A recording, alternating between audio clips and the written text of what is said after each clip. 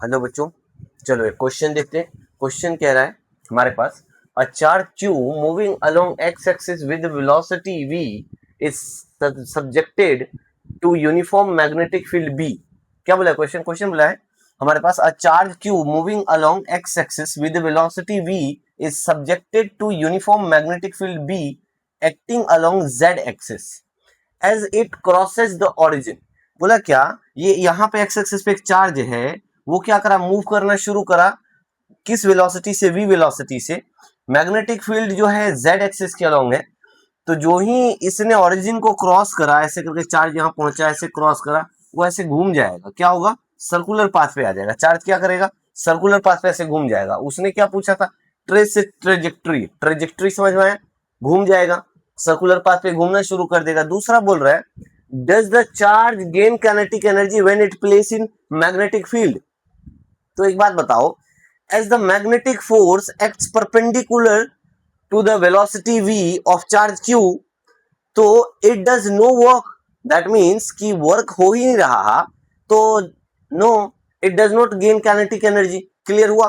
पहली बात तो क्या बोला था? Trace it's trajectory. ट्रेजेक्ट्री देख लो, जो ही ओरिजिन को पासेस करा उसने, तो उसके बाद जो ही मैग्नेटिक फील्ड के प्रेजेंस में आएगा वो घूम जाएगा। तो ये घूम गया, ठीक है। दूसरी बात का अगर मैं आंसर करूं, as magnetic force perpendicular to the velocity v of the charge q, it does no work तो हो नहीं रहा। इस केस में क्या बोलूंगा? So no kinetic energy is gained by charge particle. Clear हुआ? समझ में आया क्वेश्चन? देखो कितना प्यारा क्वेश्चन था। बोला क्या भाई, क्वेश्चन बहुत प्यारा है, बहुत इजीली आंसर आ गया। क्लियर हुआ? इतनी बात समझ में आया? चलो जल्दी छापो। चलो नेक्स्ट क्वेश्चन देखते हैं बच्चे। चलो एक नया क्वेश्चन देखते हैं। बोल रहा है a long wire is bent into circular coil of 1 turn and then into a circular coil of a smaller radius having n turns। ठीक है। If the same current passes into both cases, find the ratio of the magnetic field produced at the center in the two cases। ठीक है, दोनों cases में हम निकालेंगे। एक में क्या है, हमारे पास एक ही सर्कल है, राइट? एक ही सर्कल है, ऐसा सा कुछ एक ही सर्कल हमने बनाया जिसमें करंट आई चल रहा है। तो एन का वैल्यू 1 हो गया, है ना। आई हमें गिवन नहीं है, तो लेंथ जो होगा वो कितना हो जाएगा? 2 पाई r1। r1 का वैल्यू क्या हो जाएगा भाई? l अपॉन में 2 पाई, ऐसा लिख दूंगा, कोई दिक्कत नहीं है। b1 का वैल्यू निकाल लेते हैं, सेंटर पे निकालना है। b1 इक्वल टू क्या होगा? म्यू नोट एन आई अपॉन में क्या हो जाएगा? 2r1 हो जाएगा, कोई दिक्कत है? तो b1 बराबर में म्यू नोट एन का वैल्यू तो 1 है और आई हमारे पास आई ही रहेगा, अपॉन में 2, आर के बदले में एल अपॉन में 2 पाई लिख देता हूं, कोई दिक्कत है? 2 2 कैंसिल हो गया, पाई को ऊपर लेके चले जाओ, तो b1 का वैल्यू जो है हमारे पास वो आ जाएगा म्यू नोट आई पाई अपॉन में एल। ये आ गया b1 का वैल्यू। क्लियर हुआ? सिमिलरली b2 निकालोगे, बट उसने क्या बोला? n बराबर में स्मॉल n है, लेंथ चेंज हो जाएगा। क्यों? क्योंकि अब बड़े वाले लूप को हमने बहुत छोटे छोटे लूप में ऐसे बना लिया, ऐसा करके बहुत छोटे छोटे लूप है, राइट? एक ही जगह पे हमने उसको छोटा छोटा लूप बना लिया। जब छोटा छोटा बना लिया, एल का वैल्यू 2 पाई r2n हो जाएगा, तो r2 का वैल्यू क्या आ जाएगा? एल अपॉन में 2 पाई n। अगर मैं b2 का वैल्यू लिखूंगा, क्या लिखूंगा? म्यू नोट एन आई अपॉन में 2 r2 का वैल्यू क्या है? l अपॉन में 2 पाई n, ऐसा लिख सकता हूँ। 2 से 2 कैंसिल हो गया, तो b2 का जो वैल्यू आएगा वो क्या आएगा? म्यू नोट n का स्क्वायर i अपॉन में l, और ऊपर पाई भी आएगा। ये b2 का वैल्यू आ गया, कोई दिक्कत है? दूसरा इक्वेशन, b1 बाई b2 हमें रेशियो ही तो निकालना है। तो b1 बाई b2 अगर हमें निकालना है, तो b1 का वैल्यू म्यू नोट आई पाई अपॉन में l है, और ये क्या है? म्यू नोट एन का स्क्वायर आई अपॉन में पाई एल।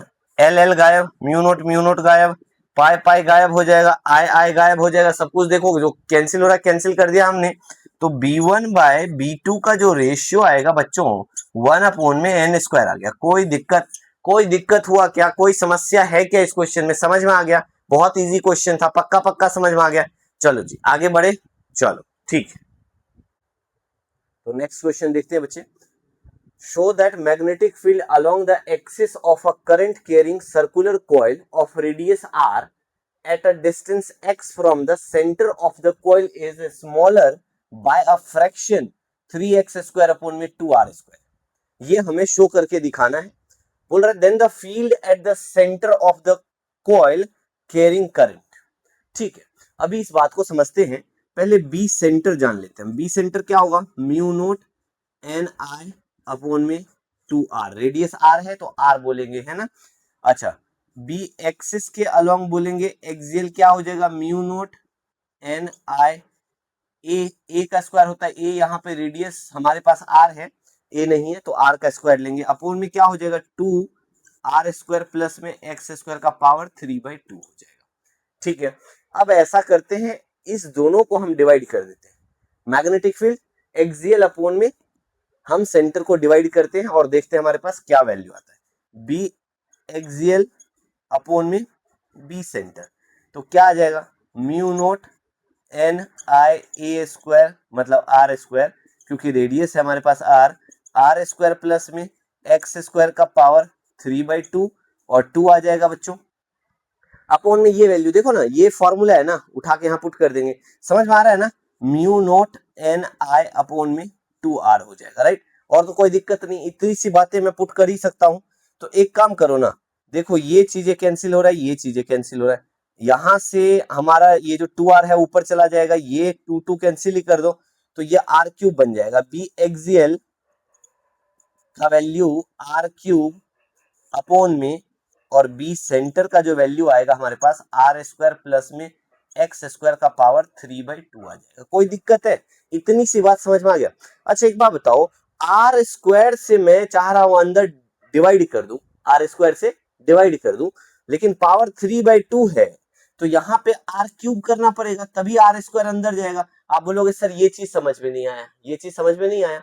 एक बात बताओ, इस बात को ऐसे समझो, अगर मुझे r² का पावर 3/2 लिखूंगा, ये 2 कैंसिल हो गया, r³ हो गया ना। अगर मुझे यहाँ r² बनाना है तो बाहर r³ करना पड़ेगा, तभी इक्विवेलेंट होगा, क्योंकि यहाँ पे पावर 3/2 है। तो मैंने होल ब्रैकेट के अंदर उसको लेके गया हूं, इसलिए मैंने ऐसा कुछ किया। क्लियर हुआ? इतनी बात समझ में आ गया बच्चों।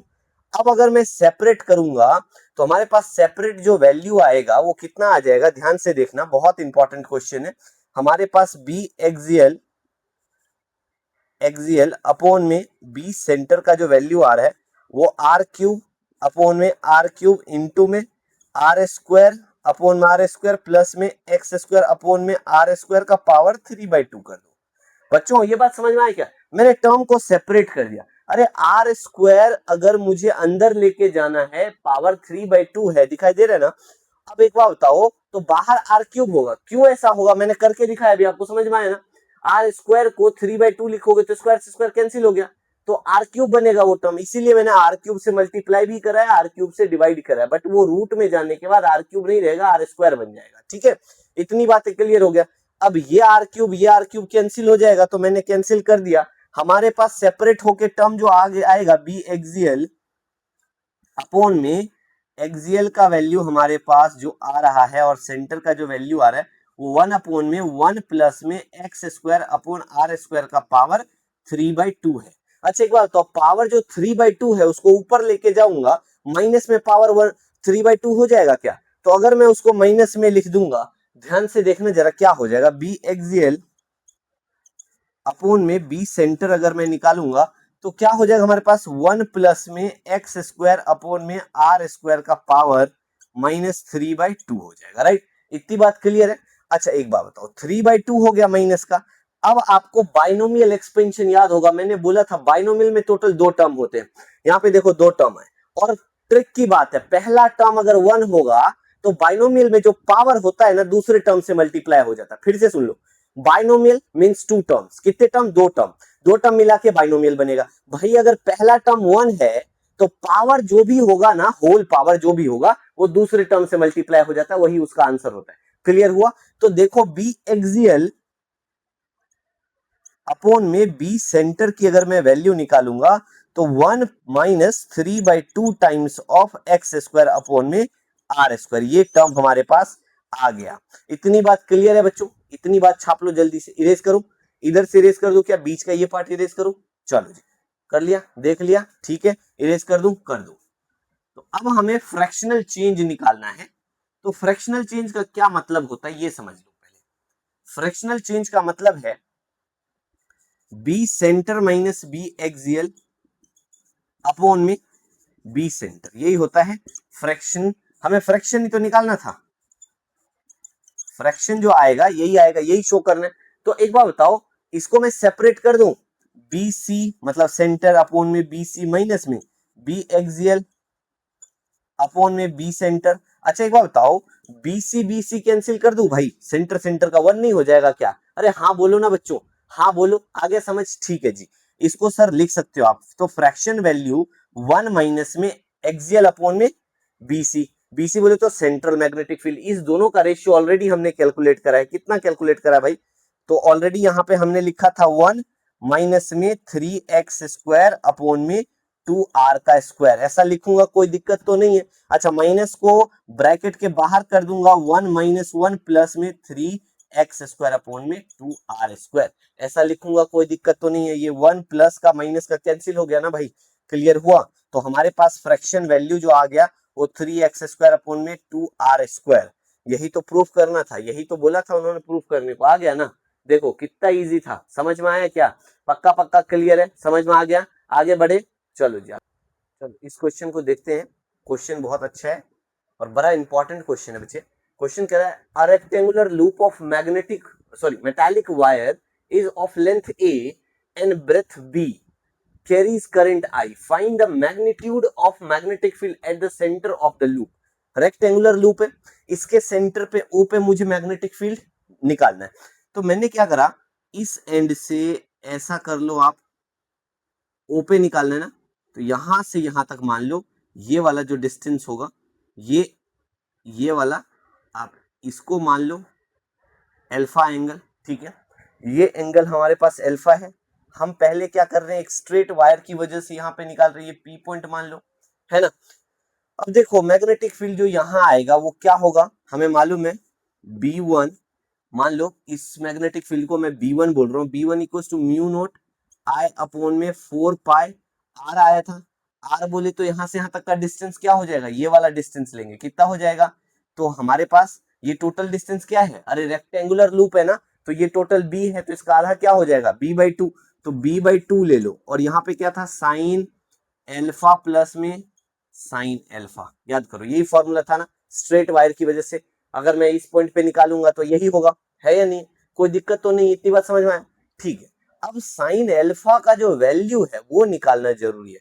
अब देखो साइन एल्फा का वैल्यू कितना आएगा, सबसे पहले काम करो, B1 बराबर में म्यू नोट I अपॉन में 4 पाई B/2, और साइन एल्फा 2 साइन एल्फा लिख सकता हूँ क्या, कोई दिक्कत तो नहीं है। अच्छा इस ट्रायंगल में ध्यान से देखो बच्चों, इस ट्रायंगल में साइन एल्फा की अगर मैं वैल्यू निकालूंगा, यहाँ एंगल है तो परपेंडिकुलर तो ये हो गया, परपेंडिकुलर ये हो जाएगा, अगर एंगल यहाँ है परपेंडिकुलर ये वाला हो गया, परपेंडिकुलर अगर ये है तो A/2 हो गया। तो sine alpha equals to A/2 upon में क्या होगा, हाइपोटेनियस क्या हो जाएगा, A/2 का स्क्वायर प्लस में B/2 का स्क्वायर, B/2 का स्क्वायर, यही तो होगा अंडर रूट। तो साइन एल्फा का वैल्यू जो आएगा वो A/2 अपॉन में A square plus B square upon में 4 का अंडर रूट करोगे, 4 को रूट से बाहर निकाल दो ना, 2 आ जाएगा, 2 कैंसिल कर लेंगे, तो साइन एल्फा का वैल्यू जो आएगा हमारे पास वो A अपॉन में under root A square plus में B स्क्वायर आएगा। इतनी बात, कोई दिक्कत है? किसी को कोई समस्या इस बात में? अगर नहीं समझ में आए तो मैं फिर से बताता हूँ।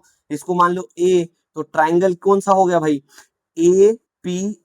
एपीओ ट्राइंगल की बात कर रहे थे, उसमें साइन अल्फा निकाल लिया, यहाँ पे पुट कर देंगे वैल्यू, तो क्या आ गया, ये 2 से 4 कैंसिल कर लो, 2 कर लो, है ना, और ये 2 भी गायब हो जाएगा। क्लियर, इतनी बात समझ में आया? अब एक बात बताओ, B1 का जो वैल्यू होगा वो म्यू नोट आई अपॉन में क्या हो जाएगा, पाई ऑफ B इंटू में साइन अल्फा का वैल्यू आ गया A अपॉन। इतनी बात समझ में आ गया, B1 B3 की इक्वल है, क्योंकि ये देखो ना ये AB और DC एक ही सिमेट्री में है ना। अब सिमिलरली अगर मैं B2 का वैल्यू निकालूंगा जो कि B4 के इक्वल होगा, उसको क्या लिखूंगा, म्यू नोट आई अपॉन में पाई ऑफ A हो जाएगा, है ना, A हो जाएगा। और ये जो आपका वैल्यू आएगा, ये वैल्यू साइन का जो वैल्यू लोगे अब वो B अपॉन में under root A square plus में B स्क्वायर हो जाएगा। ये बस चेंजेस आएगा, इतना सा चेंजेस आएगा, क्योंकि हम यहां निकाल रहे हैं ना, अब इस पॉइंट पे निकाल रहे हैं, इसको क्यों मान लो ना, यहाँ पे निकाल रहे हैं, ये यहाँ पे निकाल रहे हैं, कोई एक पॉइंट ले लो तो वो एंगल हमारा चेंज हो जाएगा, है ना, बीटा ले लेंगे उसको, sign beta plus sign beta twice of sine beta, same procedure है, समझ में आया ना, सेम प्रोसीजर से हमने किया। अच्छा, दोनों आ गया हमारे पास, अब चारों के चारों वैल्यू हमें मालूम हो गया, सारा वैल्यू हमारे पास मालूम है। पहले इतनी बातें देख लो, जल्दी से देख लिया, हो गया इतनी बातें, इधर से इरेज कर दो इस चीज को। चलो, अब आपको मालूम है, एक तो हमारे पास B1 B3 आपस में इक्वल है और B2 B4 आपस में इक्वल है, तो हमें नेट मैग्नेटिक फील्ड जो निकालना है B equals to B1 plus B2 plus B3 plus B4 हो जाएगा ना, सबको ऐड करोगे ना। अच्छा, ये B1 B3 आपस में इक्वल है तो ट्वाइस बोल दो B1 का, और इसको B4 B2 के इक्वल है तो उसको ट्वाइस बोल दो। तो क्या मैं ऐसे ट्वाइस ऑफ B1 प्लस में ट्वाइस ऑफ B2 को सीधा ऐड करके आंसर लिख सकता हूं ना। तो B बराबर में twice of mu naught I upon में पाई B A अपॉन में under root A square plus B square plus में twice of mu naught I upon में पाई A B अपॉन में under root A square plus B square. अब इसमें देखो common आ रहा है हमारे पास, क्या जो जो कॉमन आ रहा है कॉमन ले लो।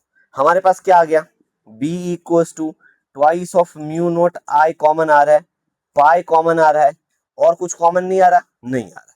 अच्छा, आ रहा है, क्या आ रहा है, ए स्क्वायर प्लस B स्क्वायर का अंडर रूट, ये भी कॉमन आ रहा है। तो बचा क्या, A अपॉन में B प्लस में B अपॉन में A। अब एलसीएम ले लो, AB हो जाएगा, ये A स्क्वायर ये B स्क्वायर हो जाएगा, तो this B equals to mu naught I upon में pi of under root A square plus B square bracket में ये A square plus B square upon में AB हो जाएगा, राइट, ऐसा ही होगा। अच्छा, एक बार तो A स्क्वायर B स्क्वायर का ये रूट है, यहाँ पे A स्क्वायर B स्क्वायर है, क्या मैं इसको इससे कैंसिल करूंगा तो एक बार रूट लग जाएगा क्या। तो हमारे पास B जो फाइनल आ रहा है वो क्या आ रहा है, twice of mu naught I upon में पाई ऑफ AB और under root A square plus में B स्क्वायर। ये जो है नेट मैग्नेटिक फील्ड हमारे पास आएगा। बहुत इंपॉर्टेंट क्वेश्चन है बच्चों, देख लो, बहुत मजा आएगा। इस क्वेश्चन को समझ लो, कमेंट जरूर करना, जिसको समझ में नहीं आए मुझे बताना, फिर से वापस करवाऊंगा इसको, अगर नहीं समझ में आए तो। क्लियर है, समझ में आया, ये मैग्नेटिक फील्ड के बहुत इंपॉर्टेंट क्वेश्चंस करा रहा हूं, कर लो, बहुत मजा आएगा। चलो, बाय बाय।